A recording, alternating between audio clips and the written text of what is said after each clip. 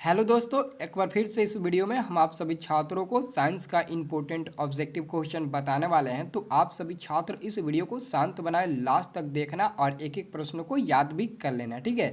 तो चलिए दोस्तों, आज बिना लेक्चर के हम वीडियो स्टार्ट करते हैं। सभी छात्र वीडियो को लास्ट तक देखना, ठीक है। तो यहाँ पर दोस्तों पहला प्रश्न है, लेंस की क्षमता का SI मात्रक होता है। लेंस की क्षमता का SI मात्रक होता है, पहला क्वेश्चन है। ऑप्शन है डायोप्टर, एंगस्ट्रम, ल्यूमेन, लक्स। तो आपका आंसर होगा ए नंबर, डायोप्टर, जिसको हम लोग कैपिटल डी से भी सूचित करते हैं। तो लेंस की क्षमता के सही मात्रक डायोप्टर आप कह सकते हैं, या फिर कैपिटल डी भी अगर ऑप्शन में दिखे तो आप उस पर टिक लगा सकते हैं, ठीक है।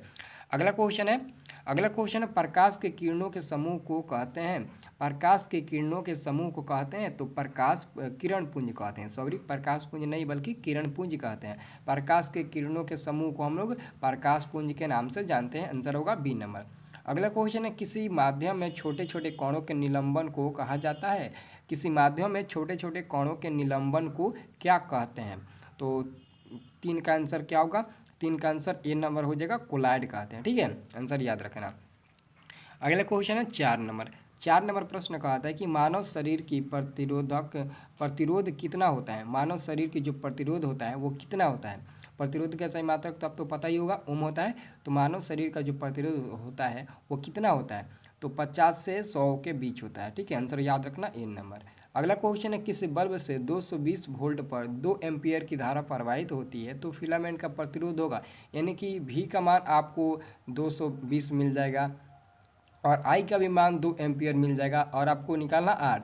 तो आर बराबर वी बटे आई होता है। तो वी का मान 220 है और आई का मान 2 है। आप कटाइएगा, 2 से भाग दीजिएगा तो 110 ओम मिलेगा आर का मान। तो 110 ओम यहाँ पर ऑप्शन नंबर बी में है, तो आप आसानी से ऑप्शन नंबर बी पर टिक लगा देंगे, ठीक है। अगर आपको फार्मूला याद हो तो आप आसानी से बना लेंगे, ठीक है। अगला क्वेश्चन है, आर प्रतिरोध वाले एन प्रतिरोधों को समांतर क्रम में जोड़ने पर तुल्य प्रतिरोध होगा। समांतर क्रम में जोड़ने पर तुल्य प्रतिरोध होगा, तो आंसर होगा सी नंबर होगा, एन आर होगा, ठीक है। ओम के नियम निहित है, यानी कि ओम के नियम से कौन सा कथन सही है। अभी हम आपको एक फार्मूला पर क्वेश्चन बताया था कि आर बराबर वी बटे आई होता है। तो जहाँ भी आर बराबर वी बटे आई दिखे, आर बराबर वी बटे आई देखिए तो कहाँ पर है। तो यहाँ पर दोस्तों देखिए तो आर बराबर वी बटे आई कहाँ पर है, वही आपका आंसर बिल्कुल सही होगा, ठीक है। तो 7 का आंसर क्या होगा, 7 का आंसर बी नंबर हो जाएगा, आर बराबर वी बटे आई यहाँ से निकाल सकते हैं। अगर आर निकालिएगा तो वी ऊपर चल जाएगा, आई नीचे चल जाएगा, ठीक है। तो यही फार्मूला आपका सही है, ठीक है। अगला क्वेश्चन, विद्युत धारा की प्रबलता का SI मात्रक है। विद्युत धारा की जो प्रबलता होती है उसकी SI मात्रक आपसे पूछा जा रहा है, तो वही होगा एम्पियर। क्या होगा, एम्पियर, ठीक है। अगला क्वेश्चन, विद्युत धारा उत्पन्न करने की युक्ति को कहते हैं। विद्युत धारा उत्पन्न करने की युक्ति को हम लोग जनित्र के नाम से जानते हैं, जो ऑप्शन नंबर ए में दिया है। तो यही आपका आंसर होगा, ठीक है। अगला क्वेश्चन है, निर्गत किरण एवं अभिलंब के बीच के कोण को कहते हैं। निर्गत किरण एवं अभिलंब के बीच के कोण को क्या कहते हैं। ऑप्शन है आपतन कोण, परावर्तन कोण, निर्गत कोण, इनमें से कोई नहीं। तो 10 का राइट आंसर होगा सी नंबर, निर्गत कोण हम लोग कहते हैं, ठीक है। आंसर होगा सी नंबर, ठीक है। अब हम लोग अगला क्वेश्चन 11 नंबर देखेंगे। 11 नंबर प्रश्न है, 1 मीटर फोकस दूरी वाले उत्तल लेंस की क्षमता होगी। 1 मीटर फोकस दूरी वाले उत्तल लेंस की क्षमता पूछा जा रहा है। अगर अवतल लेंस के पूछे तो दूसरा हो जाएगा, निगेटिव में हो जाएगा। लेकिन उत्तल लेंस की क्षमता पूछा जा रहा है, तो उत्तल लेंस की जो क्षमता होती है हमेशा पॉजिटिव होती है, और अवतल लेंस की क्षमता होती है वो हमेशा निगेटिव होती है, जिसके कारण अवतल लेंस की फोकस दूरी भी क्या हो जाती है दोस्तों, निगेटिव भी हो जाती है, ठीक है। और यहाँ पर उत्तल लेंस की फोकस दूरी धनात्मक हो जाती है, पॉजिटिव हो जाती है। तो यहाँ पर 11 का आंसर क्या होगा, बी नंबर होगा। 1 मीटर फोकस दूरी वाले लेंस की क्षमता एक डायोप्टर होता है, ठीक है। आंसर याद है। अगर आपसे यहाँ पर अवतल लेंस पूछे तो यहीं पर माइनस हो जाता है, जो ऑप्शन नंबर ए में दिया है, तो ये आंसर हो जाता है। लेकिन उत्तल लेंस पूछा है, ठीक है।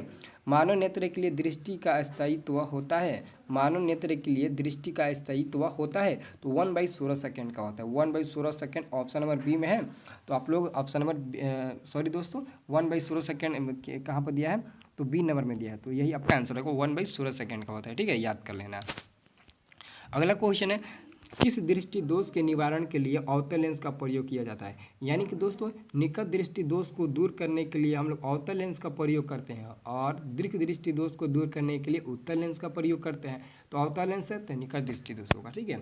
दूर दृष्टि दोष वाले मनुष्य के चश्मे में होता है, तो यहाँ पर पूछ दिया, तो दूर दृष्टि वाले उत्तल लेंस होगा, क्या होगा, उत्तल लेंस होगा। वही क्वेश्चन यहाँ पर रिपीट कर दिया, ठीक है। अगला क्वेश्चन है, लघुपतन के समय परिपथ में विद्युत धारा का मान होता है। तो लघुपतन के समय दोस्तों विद्युत धारा का मान बहुत अधिक बढ़ जाता है। क्या होता है? बहुत अधिक बढ़ जाता है। ठीक है। अगला क्वेश्चन है, गोबर गैस एक प्रकार की है।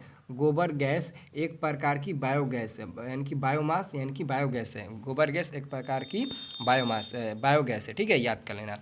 अगला क्वेश्चन है, केगा केगा नाभिकीय विद्युत संयंत्र किस राज्य में स्थित है? काफ़ी इंपॉर्टेंट है और यह क्वेश्चन तो आप सोच भी नहीं सकते हैं कि यह क्वेश्चन कहाँ से पूछा है। केगा नाभिकीय विद्युत संयंत्र किस राज्य में स्थित है? ठीक है, तो ये भी याद रखना, कौन पूछे कि कौन क्वेश्चन पूछ देगा। ठीक है, इसका आंसर होगा बी नंबर, कर्नाटक राज्य में स्थित है। ठीक है।